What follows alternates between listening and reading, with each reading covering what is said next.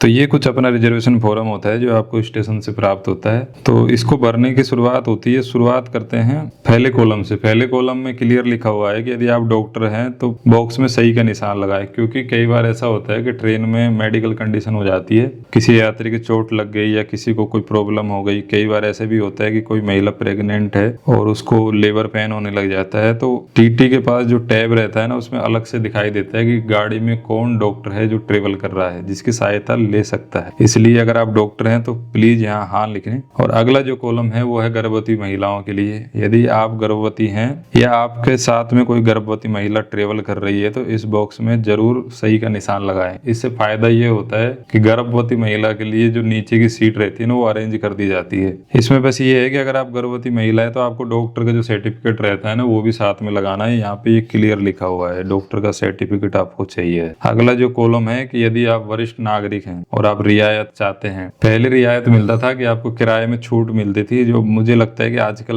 बंद कर दिया है, लेकिन हाँ, आपको सीनियर सिटीजन कोटे के तहत नीचे की सीट अलॉट की जाती है और सीनियर सिटीजन कोटे में ही रिजर्वेशन दिया जाता है। इसलिए इस कॉलम में आपको हमेशा हाँ लिखना है यदि आप सीनियर सिटीजन हैं। सीनियर सिटीजन में यहाँ पे मैं ये बात भी क्लियर कर देता हूँ कि कई लोग कंफ्यूज होते हैं कि सीनियर सिटीजन कोटा कितने साल की उम्र से लगना शुरू हो जाता है। तो दोस्तों, महिला के मामले में सीनियर सिटीजन 45 ईयर में लगना शुरू हो जाता है और पुरुष में जब आप 60 साल के हो जाते हैं तो सीनियर सिटीजन कोटे के तहत टिकट बुक कर सकते हैं। आगे जो लिखा हुआ है ना कि यदि आप किराए में छूट नहीं लेना चाहते हैं तो उसके बारे में आपको लिखना है। यदि आप 50% किराए में छूट नहीं लेना चाहते हैं, जैसे सपोज कीजिए कि आपको 100 रुपए की छूट मिल रही थी, लेकिन आप चाहते हैं कि सिर्फ आपको 50 रुपए की छूट मिले, तो 50% पे ओके कीजिए। यदि आप चाहते हैं कि आपको छूट नहीं मिले, पूरा पैसा मैं देना चाहता हूं, तो इसलिए अगर ऐसा चाहते हैं, यदि आपके पास पैसा है, तो बिल्कुल आप ये 100% वाले ऑप्शन पे क्लिक कर सकते हैं। अगला जो कॉलम है वो टिकट अपग्रेड के बारे में है। आप चैनल पर विजिट करके टिकट अपग्रेड के बारे में पूरा वीडियो देख सकते हैं कि इस कॉलम में क्या भरना है और क्या नहीं भरना है। अगर आप नहीं भरते हैं तो उसका क्या प्रभाव पड़ता है। अगला जो ऑप्शन दे रखा है कि यदि आपका टिकट वेटिंग में मिल रहा है,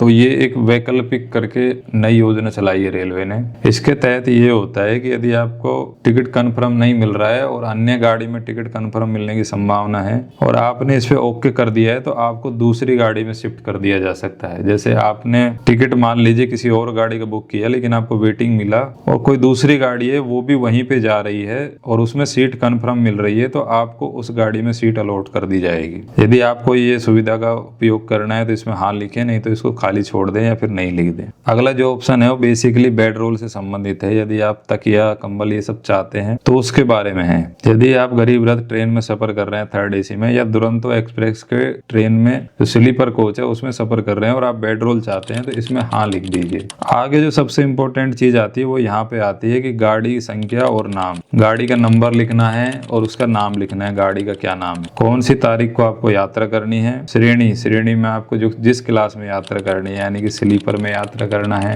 या 3rd AC में यात्रा करना है या फिर 2nd AC में यात्रा करना है। जिस भी क्लास में आप यात्रा करना चाहते हैं उस क्लास का आपको यहाँ पर ब्यौरा देना है। नेक्स्ट जो ऑप्शन है वो है सीटों की संख्या के बारे में। कितने लोगों को आपको सीट चाहिए, आप 4 हैं, 5 हैं, तो जितने भी लोग हैं उसके बारे में यहाँ लिखें। अब है स्टेशन, जिस स्टेशन से आपको टिकट लेना है और जिस स्टेशन तक टिकट लेना है उसके बारे में आपको इन दोनों में लिखना है। अब जो सबसे इंपॉर्टेंट चीज आता है वो आता है यात्रा आरंभ करने का स्टेशन। ये है बोर्डिंग स्टेशन के बारे में। बोर्डिंग स्टेशन में मैंने डिटेल वीडियो बना रखा है, आप उसमें जाकर के देखिए कि बोर्डिंग स्टेशन कितना जरूरी होता है। यदि मान लीजिए आपने दिल्ली से टिकट लिया और आपको दिल्ली से ही बैठना है, तो फिर चाहे इसको भरें चाहे नहीं भरें कोई फर्क नहीं पड़ता है। लेकिन यदि आपको दिल्ली से टिकट लेना है लेकिन आपको बैठना आगरा, मथुरा, झांसी या कहीं से भी बैठना है, लेकिन दिल्ली से नहीं बैठना है, तो उस स्टेशन के बारे में आपको जानकारी देना है ताकि आपका बोर्डिंग स्टेशन चेंज किया जा सके। अब अगला आता है स्टेशन तक आरक्षण। ये होता है कि आपको रास्ते में कहीं उतरना है लेकिन टिकट आप आगे तक का ले रहे हैं, क्योंकि आगे तक का टिकट लेने पे आपको सीट मिल रही है। जैसे आपने दिल्ली से मुंबई तक का टिकट लिया लेकिन आपको इटारसी में उतरना है, तो आपको इसमें अपना डीबोर्डिंग जो स्टेशन होता है उसके बारे में लिखना है। आप इटारसी में अपना सीट छोड़ देंगे और वहां उतर जाएंगे। अगला जो ऑप्शन आता है वो मोबाइल नंबर है। मोबाइल नंबर डालना बहुत जरूरी है, क्योंकि इसी पर आपको SMS द्वारा जानकारी दी जाती है कि आपका टिकट अपग्रेड हुआ है या किस क्लास में मिला है, कंफर्म हुआ है, नहीं हुआ है, जो भी है। अगला जो ऑप्शन आता है वो आता है कि आप कितने लोग ट्रेवल कर रहे हैं उसके बारे में आपको जानकारी देना है। तो इसमें एक PNR पे आप सिर्फ 6 लोगों का रिजर्वेशन ले सकते हैं, इसलिए 6 लोगों का नाम दिया हुआ है। तो यहाँ पर आप अपना अपना नाम लिख दीजिए, जितने भी लोग आप सफर कर रहे हैं। आपकी राष्ट्रीयता, आप भारतीय हैं तो यहाँ भारतीय लिखिए, या अन्य देश के नागरिक हैं तो यहाँ पे अपने अपने देश का नाम लिखिए। यहाँ पर पुरुष, स्त्री या समलैंगिक है तो वो उसके बारे में जानकारी दीजिए। यदि मेल है तो एम लिखिए, फीमेल है तो एफ लिखिए, यदि ट्रांसजेंडर है तो टी लिखिए। और यहाँ पर आपकी उम्र आती है, कितने साल आपकी उम्र हो गई है, अपने नाम के सामने यहाँ उम्र लिखना है। यदि आप किसी रियायत पत्र पे यात्रा कर रहे हैं, यानी कि आप कैंसर पेशेंट हैं या विकलांग हैं या आप ब्लाइंड हैं या जो भी, या आप आर्मी से हैं, तो ऐसे रियायत पत्र जिससे आपको रेलवे में छूट प्राप्त होती है किराए के अंतर्गत, तो उसके बारे में जानकारी देनी है। यदि आप रेलवे के कर्मचारी हैं तो आपको जो पास मिलता है वो पास का नंबर यहाँ पर लिखना है। ये सबसे इंपॉर्टेंट चीज है, इसको ध्यान से देखना है कि यदि आपका बच्चा 5 साल से लेकर के 12 साल के बीच में है और आप उसका नाम जरूर ऐड करवाएं। उसका किराया आधा लगता है, यानी कि आपका किराया यदि 1000 रुपए है तो उसका 500 रुपए किराया लगता है, यदि आप उसकी सीट नहीं ले रहे हैं। ये कंडीशन तभी अप्लाई होता है जब आप सीट नहीं ले रहे हैं। यदि आप सीट ले रहे हैं तो उसका भी उतना ही किराया लगेगा जितना आपका लगता है। और आपको सीट नहीं चाहिए तो यहाँ पर सिंपल